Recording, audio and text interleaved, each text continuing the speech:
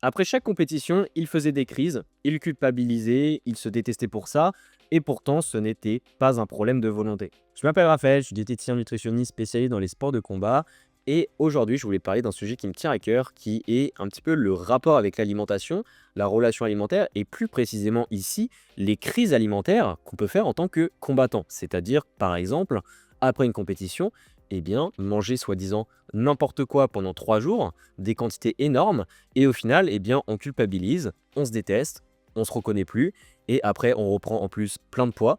Donc on repart à zéro, on va devoir refaire une perte de poids extrême pour reperdre tout le poids qu'on avait gagné.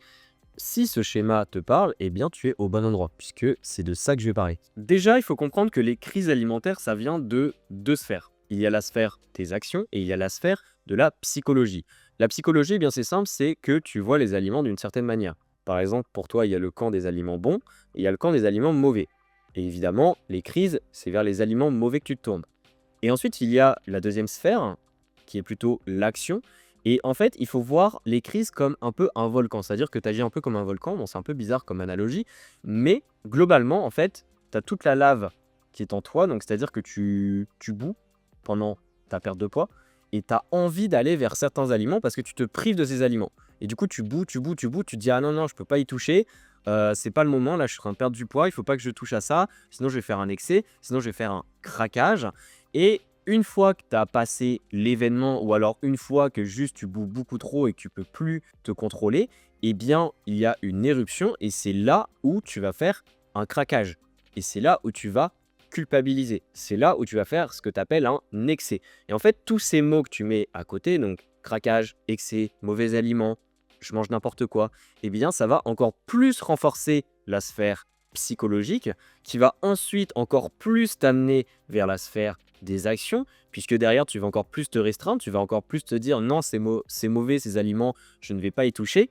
Et en psychologie humaine, si tu t'interdis quelque chose, eh bien, tu es encore plus amené à faire cette chose-là. Et c'est après que tu ressens de la honte, de la perte de contrôle, une peur de reprendre du poids dès que tu commences à manger ce type d'aliments-là, puisque tu les associes directement à des crises, comme quoi si tu commences à en manger, tu vas jamais pouvoir t'arrêter et tu vas prendre 5 kilos. Et du coup, tu as aussi l'impression d'être faible. Et surtout dans les sports de combat, il y a beaucoup cet aspect de willpower, le fait de no pain, no gain.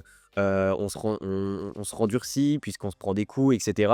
Et évidemment, se sentir faible, c'est une des pires sensations en tant que combattant. Même si pour beaucoup de gens, c'est une des pires sensations. Et ce que je voudrais te faire comprendre en fait dans cette vidéo, maintenant que j'ai introduit le sujet et que je pense que tu te reconnais dans la situation, c'est que ce n'est pas normal et que la restriction, ça amène à de la frustration. Et c'est pas quelque chose qui devrait être fait au quotidien en tant que combattant, puisqu'en tant que combattant, on a souvent des combats. On est un petit peu tout le temps, selon les périodes, en train de préparer son poids, préparer ses pesées. Mais sauf que si tu es dans une restriction extrême tout le temps, eh bien tu vas être tout le temps frustré. Et c'est là où, évidemment, le vase va déborder et c'est là où les crises vont survenir de manière régulière. En fait, il faut vraiment voir ça comme un cercle vicieux.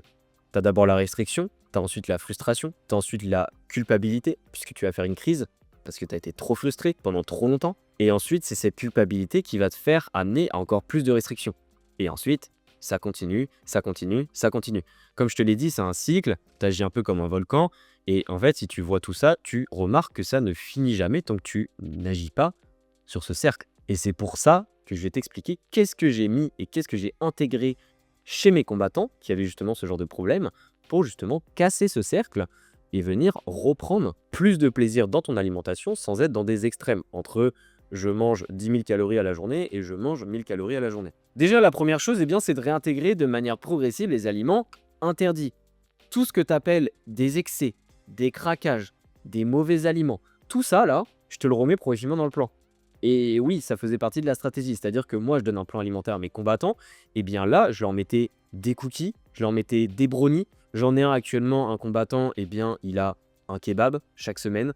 C'est ce qu'il aime. Ok, eh bien, tu peux manger un kebab. Mais en fait, ce qui est important de comprendre, c'est que si tu réintroduis ces aliments-là dans la vie courante, eh bien, ton cerveau va commencer à les réintégrer progressivement comme étant des aliments normaux et pas des aliments spéciaux qui sont pour les occasions, qui sont pour les moments où tu as fait un bon effort, donc tu dois être récompensé, les moments où, OK, je peux manger pas très sain pendant une journée. Non, non, non, non, non, ces aliments-là sont dans ta vie courante, donc il y a pas besoin de les voir comme une catégorie spécifique et donc de les idéaliser ou alors d'en avoir peur, puisque là, ils font partie de ta journée type avec les autres aliments que tu considérais de base comme bons. Donc ça, c'est la première étape. Et j'ai envie de dire, c'est la plus dure. Parce qu'au début, tu vas avoir du mal à faire ça. Moi, je sais qu'il y a beaucoup de combattants, au début, quand je leur mettais sur le plan justement ce type d'aliment-là, eh bien, ils commençaient à me dire, moi, je leur demandais, et alors, comment s'est passée ta journée? Est-ce que tu as eu faim? Est-ce que ça t'a fait bizarre de manger l'aliment en question, etc. Et il y en a beaucoup, généralement au début, eh bien, ils me disent, ah, mais au final, j'avais pas tant faim que ça, du coup, j'ai pas pris l'aliment là en question, je sentais que j'avais plus besoin de manger. Et en fait, on sent quand même que leur cerveau a tendance à lutter pour justement trouver des excuses pour ne pas manger l'aliment. Parce qu'en fait, c'est le cerveau qui a peur de faire une crise. C'est le cerveau qui a peur de manger ce type d'aliment-là, puisque eux, ils considèrent que manger ça, c'est une défaite. Alors que l'idée, c'est de ne plus voir ça comme une défaite. Et c'est ça, un des gros points à travailler, puisque ce point-là va travailler à la fois sur la psychologie, tout ce que je t'avais parlé, comment on visualise les aliments, mais aussi l'action, puisque là, tu vas manger un aliment qui, de base, te fait perdre le contrôle, ou alors te frustre, bref, te fait vivre plein d'émotions, alors que là, on le mange dans un cadre totalement normal. Ensuite, le deuxième point, eh bien, c'est la structure des repas. Bon, celui-là, je ne le travaille pas tout le temps, mais il y a beaucoup de combattants, en fait, ils ont tellement une mauvaise structure des repas, pour pourrait dire ça comme ça, qu'ils sont beaucoup plus facilement amenés à avoir des grosses crises. En fait, ils gèrent très mal leur faim. Et plus tu as faim dans la journée, et plus tu peux être amené à manger des aliments soi-disant mauvais ou alors des aliments un peu faciles à consommer. Et le meilleur exemple pour ça, c'est que par exemple, si tu vas faire des courses avec le ventre plein vs tu vas faire des courses avec le ventre vide, généralement, quand tu as le ventre vide, eh bien, tu achètes des aliments que tu ne voulais pas de base acheter. Et bien, globalement, dans ta journée, s'il y a beaucoup de moments où tu as extrêmement faim, il y a de fortes chances que tu manges des aliments que de base tu n'aimes pas manger ou alors des aliments que tu considères encore une fois comme mauvais ou je ne sais quoi. Et ça peut t'amener plus facilement à des crises. Donc, l'idée, c'est quand même d'avoir une certaine structure alimentaire pour éviter que des scénarios comme ceci arrivent. Et le troisième travail, eh bien, c'est évidemment des appels ou alors des discussions. C'est-à-dire que moi, avec mes combattants, je sais que c'est compliqué parfois de travailler la relation alimentaire tout seul, puisqu'en fait, encore une fois, je l'ai dit, il y a la sphère des actions, donc le fait de manger énormément d'un seul coup, etc., au lieu d'en manger de temps en temps. Donc ça, on le travaille déjà avec le premier point que je t'ai dit, c'est-à-dire le fait d'en réintégrer progressivement, mais de manière, on va dire, intelligente.